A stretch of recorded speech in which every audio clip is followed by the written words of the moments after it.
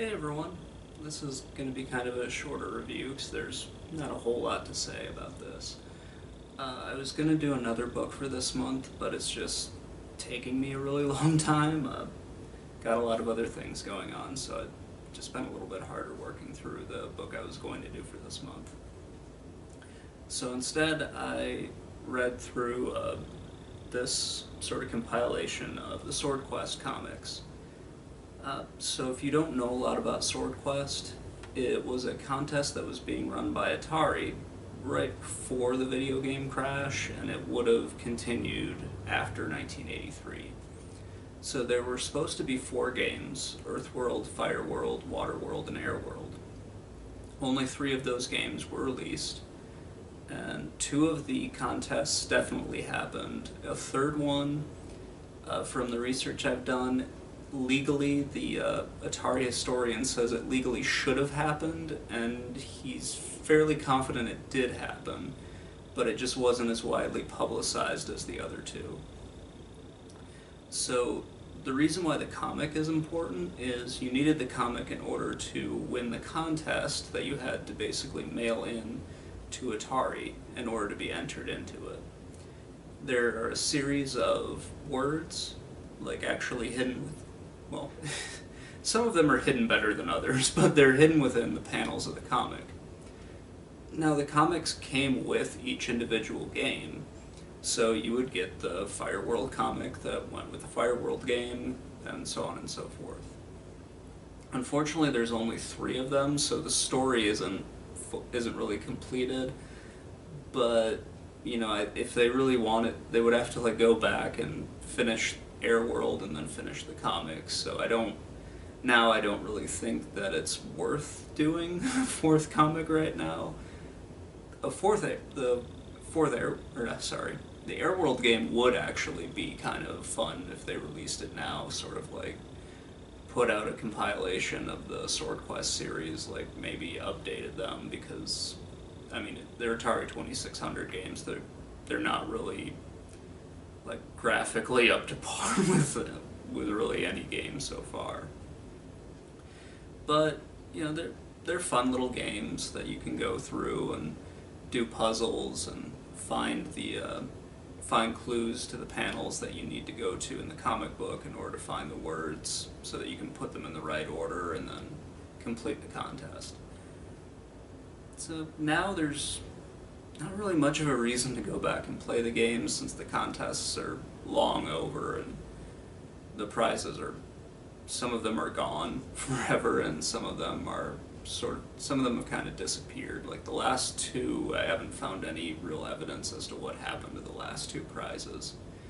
The 3rd one, I'm not really sure what happened to that either. I couldn't find any record of anybody doing anything with the 3rd prize. You basically got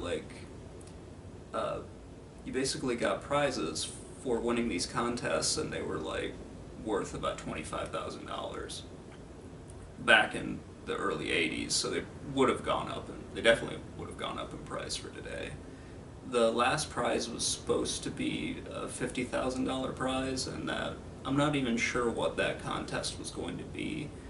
If they were going to release another game for it, or if they were going to like get the winners from the previous contest together or something like that.